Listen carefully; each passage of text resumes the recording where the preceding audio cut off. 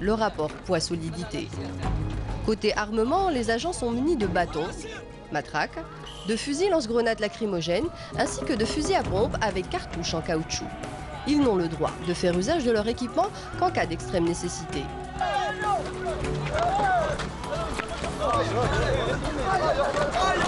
Une cellule de veille qui est à l'écoute permanente de ce qui se fabrique à travers le monde en équipement de protection, et à chaque fois nous faisons des évaluations, nous faisons des tests. Nous avons des contacts qui nous permettent d'acquérir les équipements donc, les plus performants en matière de protection de nos personnels. Une autre équipe des plus performantes et qui fait également la fierté des URSS est celle des artificiers spécialistes en pyrotechnie. Nous rencontrons le même jour 18 cadres et gradés en formation sur le fameux petit engin rencontré à l'aéroport et au port, le Fenech. Ces stagiaires ont une semaine pour apprendre le maniement du détecteur d'explosifs.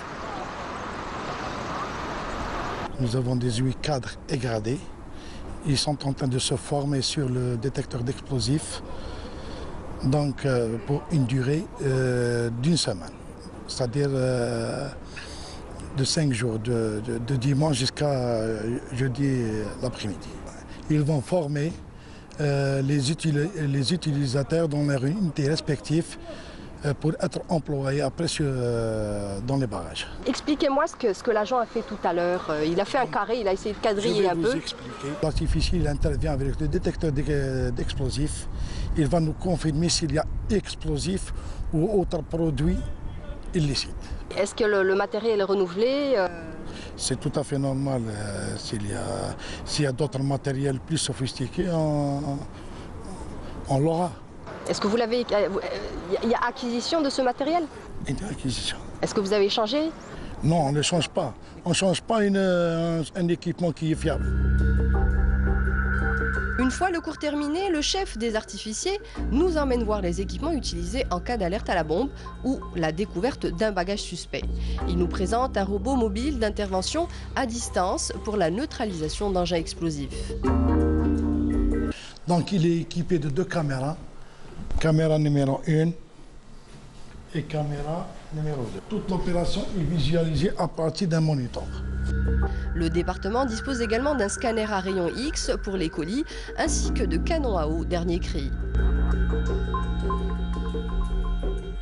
Le système d'inspection à rayon X pour voir tout ce qu'il y a dans ce colis à travers le système là. Le système. Et ici, on voit ce qu'il y a à l'intérieur de ce colis pour que l'artificier sache comment il va intervenir. Il est équipé d'un système de vision laser et d'une vision télescopique. Donc, on peut tirer à 15 cm de l'objectif, à 8 mètres et à 15 mètres. C'est-à-dire à 8 mètres, c'est une sécurité supplémentaire pour l'artificier, ainsi que la distance de 15 mètres. Donc, on tire avec de l'eau ou avec des projectiles. Qui sont? Des projectiles fluides. Qu'est-ce qu'il y a à l'intérieur? C'est de l'eau mélangée avec de la poudre de zinc. Qui a effet de neutraliser l'explosif. De neutraliser l'engin explosif par la dislocation des composants électriques et électroniques. Côté protection, une combinaison spéciale sert à protéger l'artificier en cas d'intervention. Il faut dire que le terroriste ne lésine pas sur les moyens et n'a de cesse d'inventer toutes sortes d'enveloppes pour ses bombes artisanales. Vous avez le casque, la tenue, les plaques balistiques, système de communication. Donc l'intervenant est équipé de l'ensemble de cette technique, y compris le système de communication pour communiquer, pour rester en relation avec son second. C'est une distance de 120 mètres. Toujours autour des explosifs, nous décidons de tester l'efficacité des détecteurs d'explosifs au niveau d'un barrage. Nous dissimulons un produit chimique dans un boîtier de l'une de nos cassettes et la plaçons à l'intérieur du véhicule, direction le barrage de police de la côte de Bir Morad Reis, situé à l'entrée ouest d'Alger. Dès notre arrivée au barrage, nous sommes suspectés par l'agent qui manipule le Fenech. Il nous demande de serrer à droite.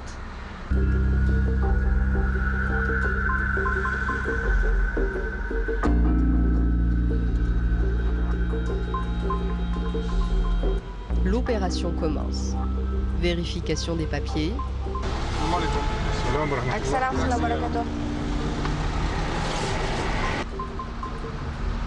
Puis quadrillage du véhicule, tout y est. Le policier remarque notre caméra, il nous demande de descendre du véhicule. Notre fourgon est fouillé et l'agent retrouve en moins de 5 minutes le boîtier caché sous l'un des sièges arrière.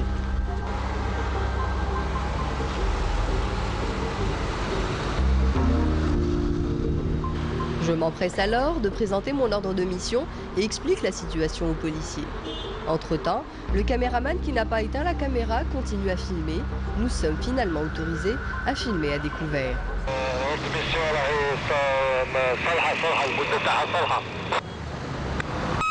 Affirmatif. Ce barrage est à l'exemple de tous les barrages qu'on retrouve un peu partout sur Alger. 10 agents de police armés pour assurer ce point de contrôle surveillé par plusieurs caméras de surveillance placées de manière à avoir un champ de vision le plus global possible. Attention, souriez, vous êtes filmés. On voit les caméras de surveillance, pour ainsi dire, un peu partout sur la capitale, mais qui dirige ces caméras et où se trouve la salle des opérations en charge de ce système de surveillance. Direction la sûreté de Wilaya d'Alger, si au boulevard Amirouche. La salle des opérations se trouve au 5e étage du bâtiment, derrière cette porte. On entre de plein pied dans la salle des transmissions radio, puis à droite, une autre porte donne accès à une autre pièce qui nous fait rappeler la salle de contrôle de l'aéroport. Ici se trouve la régie de vidéosurveillance de la sûreté de Wilaya d'Alger. Des écrans longent l'ensemble de l'angle gauche de la pièce. Des policiers scrutent les images des récepteurs. On les voit pianoter de temps à autre sur leur clavier. Tout transite par ce centre-là. L'appel de secours passe par le 17 ou par le call center. L'information peut arriver par nos structures opérationnelles, soit par réseau radio ou par réseau téléphonique. Et là, cette information est tout de suite communiquée à la hiérarchie qui donnera l'instruction nécessaire. Notre rôle, c'est d'anticiper un peu le travail allant du mouvement des troupes, du mouvement des patrouilleurs à la prise de décision qui vient simultanément en cours d'opération. 06814 310 16. المكان كان un travail qui se fait par le biais des moyens techniques تاعنا. دونك عاودوا لي ال 11e à 100 متر من ال 11e لا تمركز إليك. تجاه ياسر. Nous sommes un service de police, on gère toutes les difficultés. Donc allant du trafic routier à la petite criminalité, à la grande criminalité, aux chats coincés ou sur un arbre, on peut recevoir plein d'appels. Vous avez combien de caméras sur la périphérie d'Alger? Ça dépasse les 70, en plus des reports d'images, bien entendu. Nous avons des reports d'images héliportés, nous avons des reports d'images des stades, et donc plus de 70. Tout dépend de ce qu'on a besoin.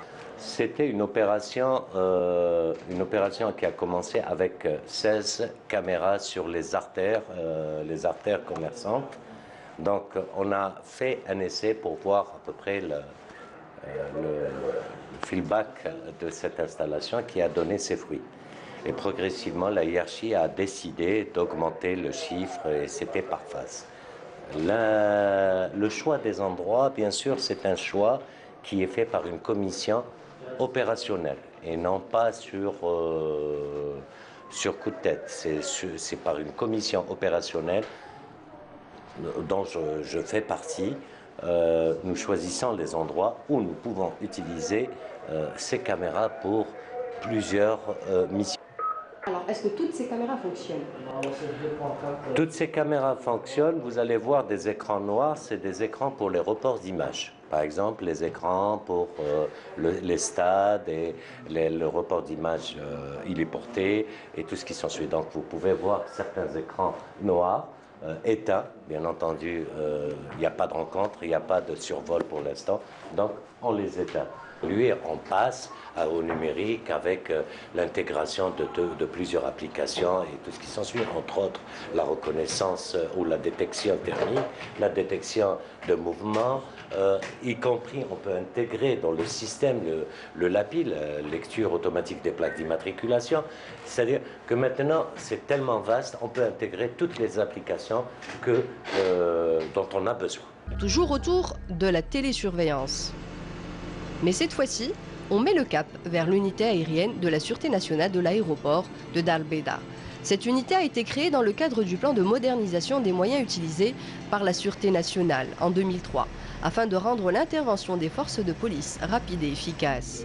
Nous assistons donc, dès notre arrivée, à un briefing. On parle de vitesse du vent, de météo, de vitesse de croisière, de l'itinéraire, ainsi que de la durée du vol et du poids de l'hélico. Ici, tout est étudié à un détail près.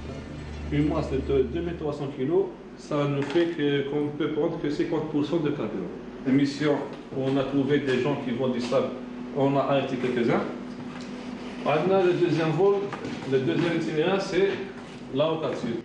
L'unité aérienne compte en tout et pour tout 8 pilotes formés à l'école supérieure de l'air de Tafraoui, une école militaire à la base. Ces pilotes ont ensuite été formés en tant que spécialistes en aviation de police à Oxford Air Training School en Angleterre. Ils se relaient à tour de rôle en système de brigade. Ils ont la lourde tâche d'assumer leurs responsabilités sur l'ensemble du territoire algérien. Une fois sur le tarmac, l'on rencontre enfin l'engin de toutes les convoitises, un hélicoptère bleu et blanc dont la police est si fière. Cet écureuil, AS355N, a été commandé chez les constructeurs Eurocopter et Turbomeca, l'unité aérienne en possède 4 en tout.